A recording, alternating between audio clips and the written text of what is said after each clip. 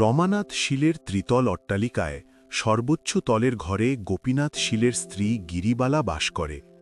শয়নকক্ষের দক্ষিণ দ্বারের সম্মুখে ফুলের টবে গুটিকতক বেলফুল এবং গোলাপ ফুলের গাছ। ছাদটি উচ্চ প্রাচীর দিয়া ঘেরা। বহির্দৃশ্য দেখিবার জন্য প্রাচীরের মাঝে মাঝে একটি করিয়া ইট ফাঁক দেওয়া আছে। শোবার ঘরে নানা বেশ এবং বিবেশ বিশিষ্ট বিলাতি নারীমূর্তির বাঁধানো এনগ্রেভিং টাঙানো রহিয়াছে, কিন্তু প্রবেশদ্বারের সম্মুখবর্তী বৃহৎ আয়নার উপরে ষোড়শী গৃহস্বামিনীর যে প্রতিবিম্বটি পড়ে তাহা দেয়ালের কোনো ছবি অপেক্ষা সৌন্দর্যে ন্যূনমাহে। গিরিবালার সৌন্দর্য অকস্মাৎ আলোকরশ্মির ন্যায়, বিস্ময়ের ন্যায়, নিদ্রাভঙ্গে চেতনার ন্যায় একেবারে চকিতে আসিয়া আঘাত করে এবং এক আঘাতে অভিভূত করিয়া দিতে পারে। তাহাকে দেখিলে মনে হয় ইহাকে দেখিবার জন্য প্রস্তুত ছিলাম না। চারিদিকে এবং চিরকাল যেরূপ দেখিয়া আসিতেছি এ একেবারে হঠাৎ তাহা হইতে অনেক স্বতন্ত্র। গিরিবালাও আপন লাবণ্যোচ্ছ্বাসে আপনি আদ্যপান্ত তরঙ্গিত হইয়া উঠিয়াছে। মদের ফেনা যেমন পাত্র ছাপিয়া পড়িয়া যায়, নবযৌবন এবং নবীন সৌন্দর্য তাহার সর্বাঙ্গে তেমনি ছাপিয়া পড়িয়া যাইতেছে।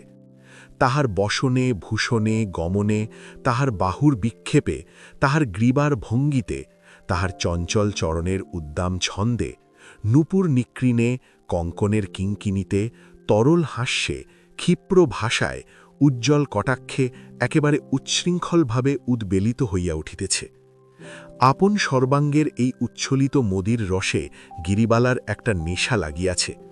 প্রায় দেখা যাইত একখানি কোমল রঙিন বস্ত্রে আপনার পরিপূর্ণ দেহখানি জড়াইয়া সে ছাতের উপরে অকারণে চঞ্চল হইয়া বেড়াইতেছে, যেন মনের ভিতরকার কোনো এক অশ্রুত অব্যক্ত সঙ্গীতের তালে তালে তাহার অঙ্গপ্রত্যঙ্গ নৃত্য করিতে চাহিতেছে। আপনার অঙ্গকে নানা ভঙ্গিতে উৎক্ষিপ্ত বিক্ষিপ্ত প্রক্ষিপ্ত করিয়া তাহার যেন বিশেষ কি এক আনন্দ আছে। সে যেন আপন সৌন্দর্যের নানা দিকে নানা ঢেউ তুলিয়া দিয়া সর্বাঙ্গের উত্তপ্ত রক্তস্রুতে অপূর্ব পুলাক সহকারে বিচিত্র আঘাত প্রতিঘাত অনুভব করিতে থাকে। সে হঠাৎ গাছ হইতে পাতা ছিঁড়িয়া দক্ষিণ বাহু আকাশে তুলিয়া সেটা বাতাসে উড়িয়া দেয়।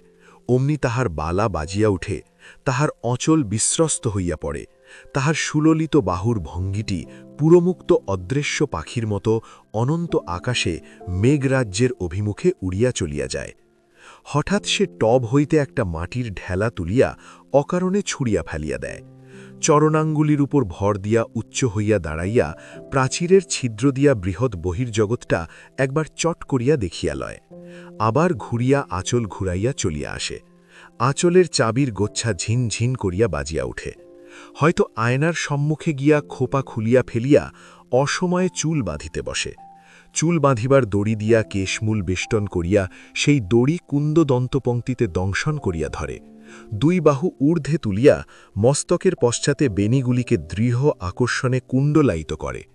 চুল বাঁধা শেষ করিয়া হাতের সমস্ত কাজ ফুরাইয়া যায়।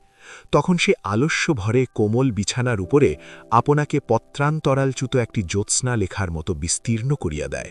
তাহার সন্তানাদি নাই, ধনীগৃহে তাহার কোনো কাজকর্মও নাই। সে কেবল নির্জনে প্রতিদিন আপনার মধ্যে আপনি সঞ্চিত হইয়া শেষকালে আপনাকে আর ধারণ করিয়া রাখিতে পারিতেছে না। স্বামী আছে, কিন্তু স্বামী তাহার আয়ত্তের মধ্যে নাই। গিরিবালা বাল্যকাল হইতে যৌবনে এমন পূর্ণ বিকশিত হইয়া উঠিয়াও কেমন করিয়া তাহার স্বামীর চক্ষু এড়াইয়া গেছে। বরঞ্চ বাল্যকালে সে তাহার স্বামীর আবর পাইয়াছিল। স্বামী তখন স্কুল পালাইয়া তাহার সুপ্ত অভিভাবকদিগকে বঞ্চনা করিয়া নির্জন মধ্যাহ্নে তাহার বালিকা স্ত্রীর সহিত প্রণয়ালাপ করিতে আসিত। এক বাড়িতে থাকিয়াও শৌখিন চিঠির কাগজে স্ত্রীর সহিত চিঠিপত্র লেখালেখি করিত। স্কুলের বিশেষ বন্ধুদিগকে সেই সমস্ত চিঠি দেখাইয়া গর্ব অনুভব করিত। তুচ্ছ এবং কল্পিত কারণে স্ত্রীর সহিত মান অভিমানেরও অসদ্ভাব ছিল না। এমন সময়ে বাপের মৃত্যুতে গোপীনাথ স্বয়ং বাড়ির কর্তা হইয়া উঠিল। কাঁচা কাঠের তক্তায় শীঘ্র পোকা ধরে। কাঁচা বয়সে গোপীনাথ যখন স্বাধীন হইয়া উঠিল, তখন অনেকগুলি জীবজন্তু তাহার স্কন্ধে বাসা করিল। তখন ক্রমে অন্তঃপুরে তাহার গতিবিধির হ্রাস হইয়া অন্যত্র প্রসারিত হইতে লাগিল। দলপতিত্বের একটা উত্তেজনা আছে। মানুষের কাছে মানুষের নেশাটা অত্যন্ত বেশি। অসংখ্য মনুষ্য জীবন এবং সুবিস্তীর্ণ ইতিহাসের ওপর আপন প্রভাব বিস্তার করিবার প্রতি নেপোলিয়নের যে একটা প্রবণ আকর্ষণ ছিল, একটি ছোট বৈঠকখানার ছোট কর্তাটিরও নিজের ক্ষুদ্র দলের নেশা অল্পতর পরিমাণে সেই এক জাতীয়।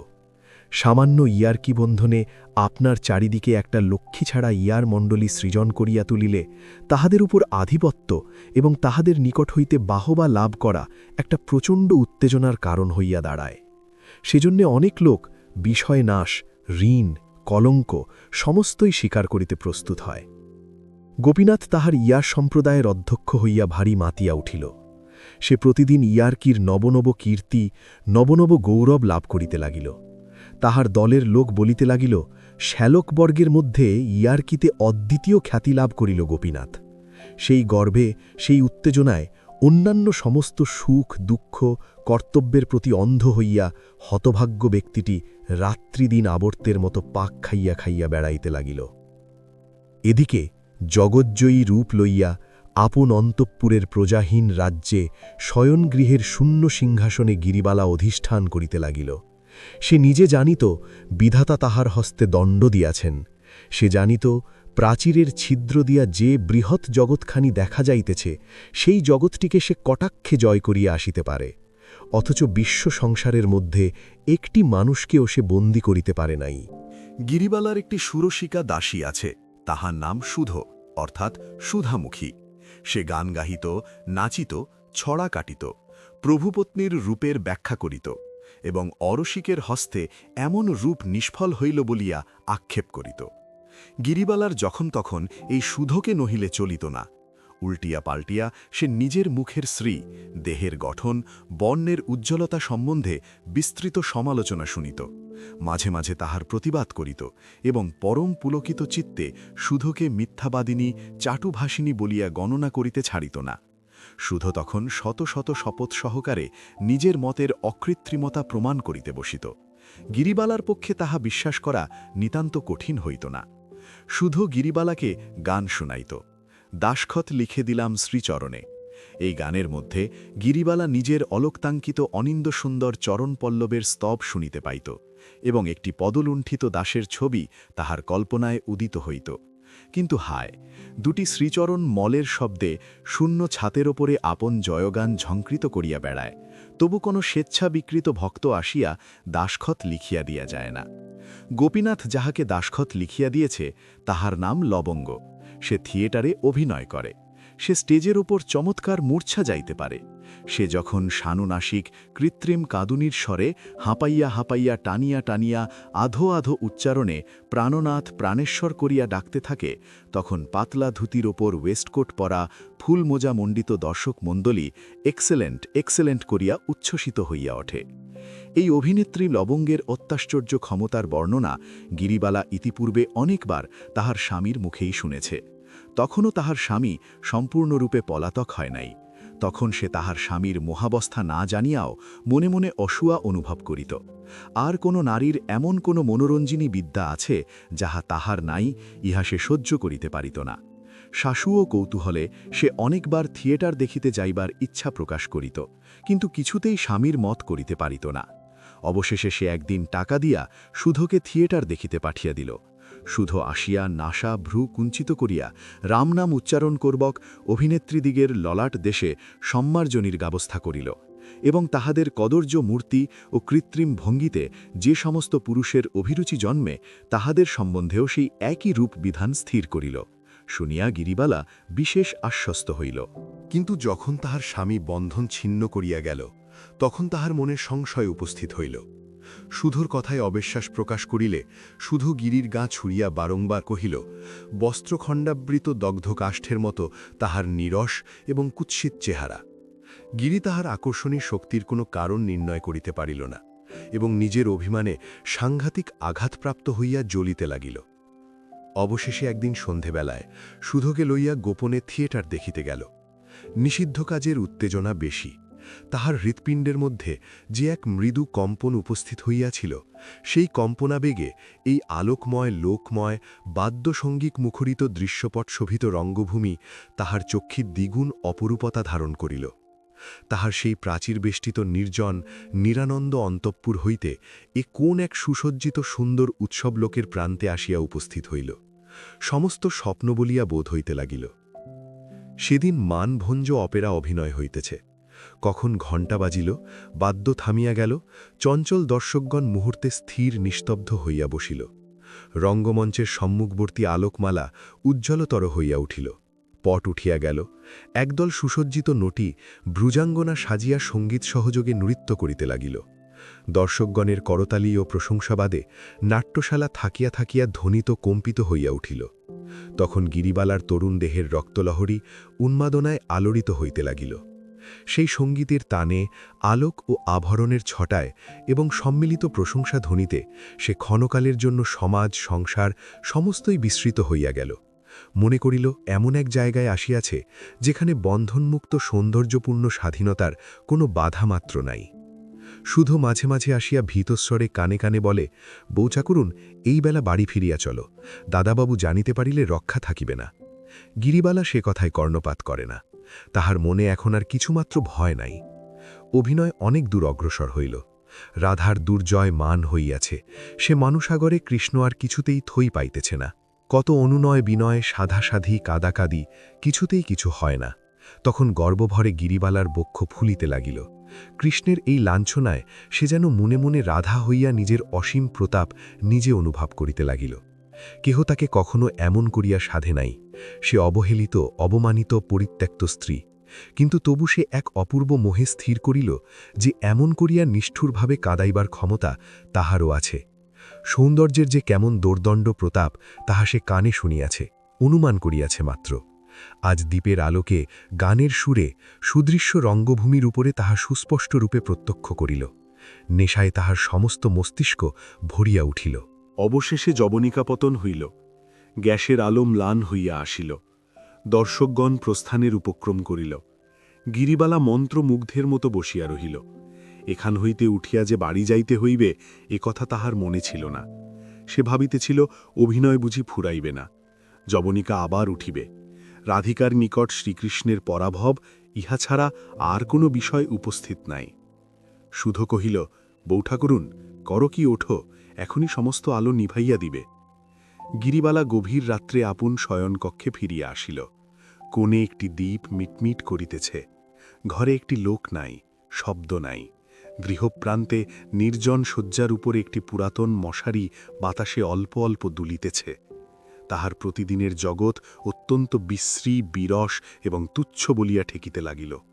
কোথায় সেই সৌন্দর্যময়, আলোকময়, সঙ্গীতময় রাজ্য যেখানে সে আপনার সমস্ত মহিমা বিকীর্ণ করিয়া দিয়া জগতের কেন্দ্রস্থলে বিরাজ করিতে পারে, যেখানে সে অজ্ঞাত, অবজ্ঞাত, তুচ্ছ সাধারণ নারীমাত্র নহে।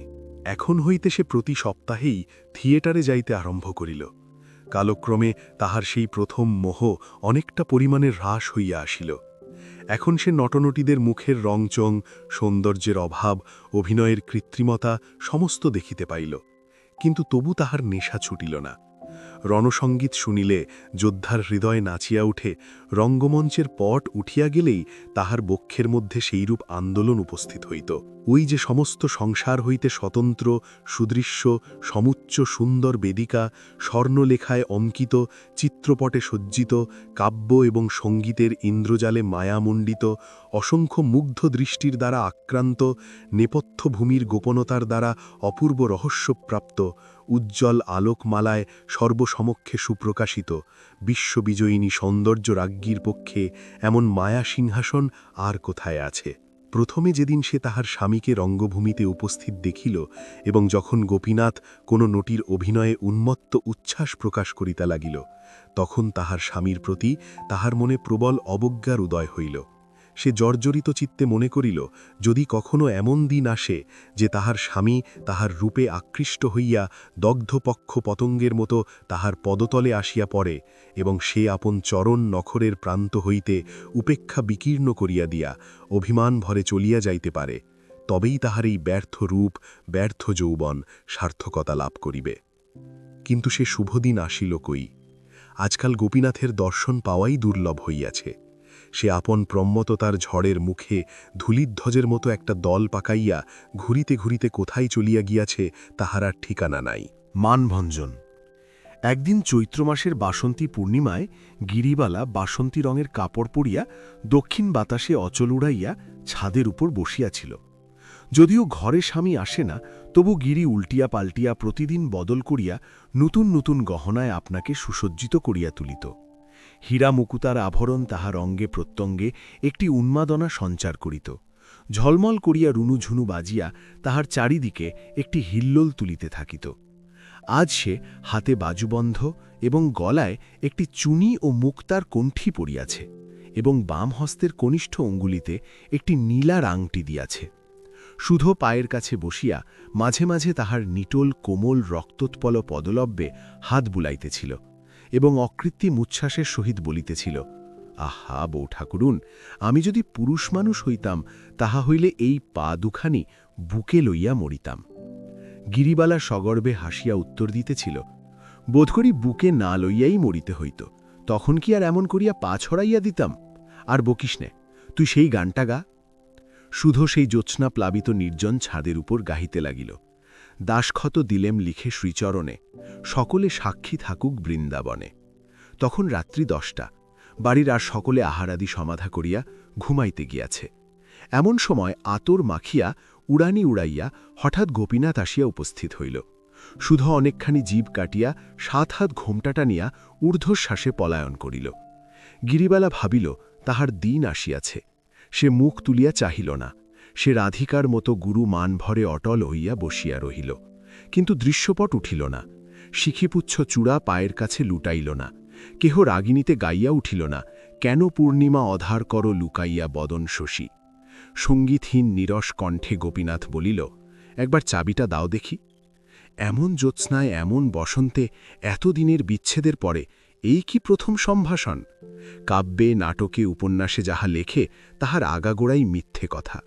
অভিনয় মঞ্চেই প্রণয়ী গান গাইয়া পায়ে এসে লুটাইয়া পড়ে এবং তাহাই দেখিয়া যে দর্শকের চিত্ত বিগলিত হইয়া যায়, সেই লোকটি বসন্ত নিশীথে গৃহছাদে আসিয়া আপন অনুপমা যুবতী স্ত্রীকে বলে, ওগো একবার চাবিটা দাও দেখি। তাহাতে না আছে রাগিনী, না আছে প্রীতি, তাহাতে কোনো মোহ নাই, মাধুর্য নাই, তাহা অত্যন্ত অকিঞ্চিতকর। এমন সময় দক্ষিণে বাতাস জগতের সমস্ত অপমানিত কবিত্বের মর্মান্তিক দীর্ঘনিশ্বাসের মতো হু হু করিয়া বইহা গেল। টব ভরা ফুটন্ত বেলফুলের গন্ধ ছাদময় ছড়িয়া দিয়া গেল। গিরিবালার চূর্ণ অলোক চোখে মুখে আসিয়া পড়িল এবং তাহার বাসন্তী রঙের সুগন্ধি আঁচল অধীরভাবে যেখানে সেখানে উড়িতে লাগিল। গিরিবালা সমস্ত মান বিসর্জন দিয়া উঠিয়া পড়িল। স্বামীর হাত ধরিয়া বলিল, চাবি দিব এখন, তুমি ঘরে চলো। আজ সে কাঁদিবে কাঁদাইবে, তাহার সমস্ত নির্জন কল্পনাকে সার্থক করিবে, তাহার সমস্ত ব্রহ্মাস্ত্র বাহির করিয়া বিজয়ী হইবে, ইহা সে দৃঢ় সংকল্প করিয়াছে। গোপীনাথ কহিল, আমি বেশি দেরি করিতে পারিব না, তুমি চাবি দাও। গিরিবালা কহিল, আমি চাবি দিব এবং চাবির মধ্যে যাহা কিছু আছে সমস্ত দিব, কিন্তু আজ রাত্রে তুমি কোথাও যাইতে পারিবে না। গোপীনাথ বলিল, সে হইবে না, আমার বিশেষ দরকার আছে। গিরিবালা বলিল, তবে আমি চাবি দিব না। গোপী বলিল, দিবে না বই কি, কেমন না দাও দেখিব। বলিয়া সে গিরিবালার আঁচলে দেখিল চাবি নাই। ঘরের মধ্যে ঢুকিয়া তাহার আয়নার বাক্সের দেরাজ খুলিয়া দেখিল তাহার মধ্যেও চাবি নাই। তাহার চুল বাঁধিবার বাক্স জোর করিয়া ভাঙিয়া খুলিল, তাহাতে কাজল লতা, সিঁদুরের কৌটা, চুলের দড়ি প্রভৃতি বিচিত্র উপকরণ আছে, চাবি নাই। তখন সে বিছানা ঘাটিয়া গদি উঠাইয়া আলমারি ভাঙিয়া নাস্তা নাবুদ করিয়া তুলিল। গিরিবালা প্রস্তর মূর্তির মতো শক্ত মইয়া দরজা ধরিয়া ছাদের দিকে চাহিয়া দাঁড়াইয়া রহিল। ব্যর্থ মনোরথ গোপীনাথ রাগী গড়গড় করিতে করিতে আসিয়া বলিল, চাবি দাও বলিতেছি, নহিলে ভালো হইবে না। গিরিবালা উত্তর মাত্র দিল না। তখন গোপী তাহাকে চাপিয়া ধরিল এবং তাহার হাত হইতে বাজুবন্ধ, গলা হইতে কণ্ঠি, অঙ্গুলি হইতে আংটি ছিনিয়া লইয়া তাহাকে লাথি মারিয়া চলিয়া গেল। বাড়ির কাহারও নিদ্রাভঙ্গ হইল না। পল্লীর কেহ কিছুই জানিতে পারিল না। জ্যোৎস্নারাত্রি তেমনি নিস্তব্ধ হইয়া রহিল। সর্বত্র যেন অখণ্ড শান্তি বিরাজ করিতেছে। কিন্তু অন্তরের চিৎকার ধ্বনি যদি বাহিরে শোনা যাইত, তবে সেই চৈত্র মাসের সুখসুপ্ত জ্যোৎস্না নিশীথিনী অকস্মাৎ তীব্রতম আর্তস্বরে দীর্ণ বিদীর্ণ হইয়া যাইত। এমন সম্পূর্ণ নিঃশব্দে এমন হৃদয় বিদারণ ব্যাপার ঘটিয়া থাকে। অথচ সে রাত্রিও কাটিয়া গেল। এমন পরাভব, এত অপমান গিরিবালা সুধোর কাছেও বলিতে পারিল না। মনে করিল আত্মহত্যা করিয়া এই অতুল রূপ যৌবন নিজের হাতে খণ্ড খণ্ড করিয়া ভাঙিয়া ফেলিয়া সে আপন অনাদরের প্রতিশোধ লইবে। কিন্তু তখনই মনে পড়িল তাহাতে কাহারও কিছু আসিবে যাইবে না। পৃথিবীর যে কতখানি ক্ষতি হইবে তাহা কেহ অনুভবও করিবে না। জীবনেও কোনো সুখ নাই, মৃত্যুতেও কোনো সান্ত্বনা নাই। গিরিবালা বলিল, আমি বাপের বাড়ি চলিলাম। তাহার বাপের বাড়ি কলিকাতা হইতে দূরে। সকলেই নিষেধ করিল, কিন্তু বাড়ির কর্ত্রী নিষেধও শুনিল না, কাহাকে সঙ্গেও লইল না। এদিকে গোপীনাথও সদলবলে নৌকা বিহারে কতদিনের জন্য কোথায় চলিয়া গিয়াছে কেহ জানে না। গান্ধর্ব থিয়েটারে গোপীনাথ প্রায় প্রত্যেক অভিনয়েই উপস্থিত থাকিত। সেখানে মনোরমা নাটকে লবঙ্গ মনোরমা সাজিত, এবং গোপীনাথ সদলে সম্মুখের সারে বসিয়া তাহাকে উচ্চৈশ্বরে বাহাবা দিত এবং স্টেজের ওপর তোড়া ছড়িয়া ফেলিত। মাঝে মাঝে এক একদিন গোলমাল করিয়া দর্শকদের অত্যন্ত বিরক্তিভাজন হইত। তথাপি রঙ্গভূমির অধ্যক্ষগণ তাহাকে কখনো নিষেধ করিতে সাহস করে নাই। অবশেষে একদিন গোপীনাথ তিনচিত মত্তাবস্থায় গ্রিন রুমের মধ্যে প্রবেশ করিয়া ভারী গোল বাঁধাইয়া দিল। কি এক সামান্য কাল্পনিক কারণে সে আপনাকে অপমানিত জ্ঞান করিয়া কোনো নটিকে গুরুতর প্রহার করিল।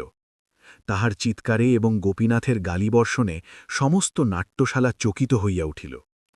সেদিন অধ্যক্ষগণ আর সহ্য করিতে না পেরে গোপীনাথকে পুলিশের সাহায্যে বাহির করিয়া দেয়। গোপীনাথ এই অপমানের প্রতিশোধ লইতে কৃতনিশ্চয় হইল।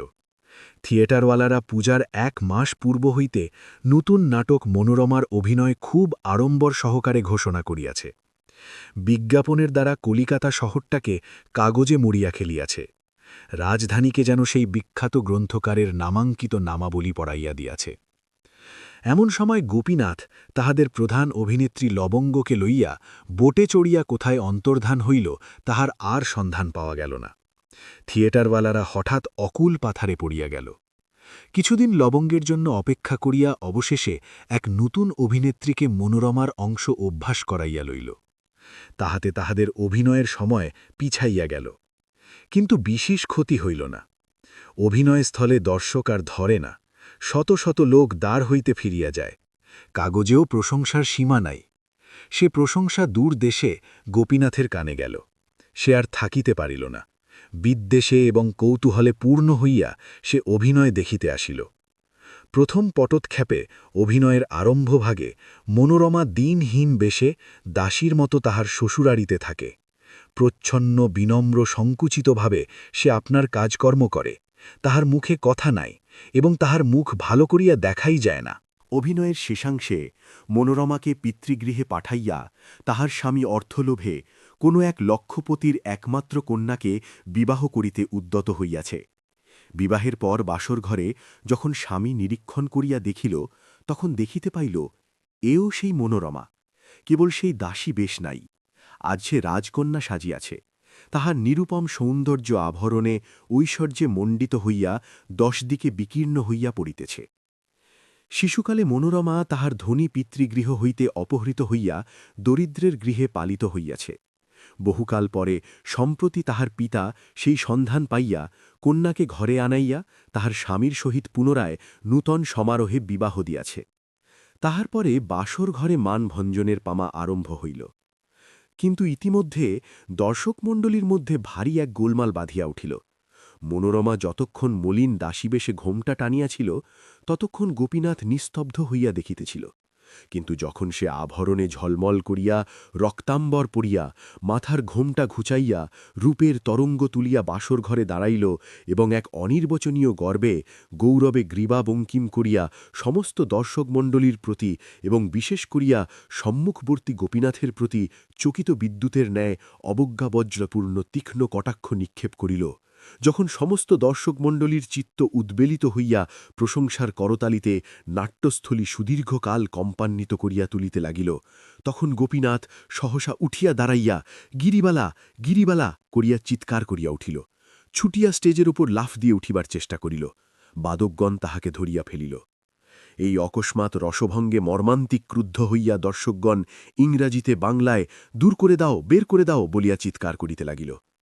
গোপীনাথ পাগলের মতো ভগ্ন কণ্ঠে চিৎকার করিতে লাগিল, আমি ওকে খুন করব, ওকে খুন করব। পুলিশ আসিয়া গোপীনাথকে ধরিয়া টানিয়া বাহির করিয়া লইয়া গেল। সমস্ত কলিকাতা শহরের দর্শক দুই চক্ষু ভরিয়া গিরিবালার অভিনয় দেখিতে লাগিল। কেবল গোপীনাথ সেখানে স্থান পাইল না।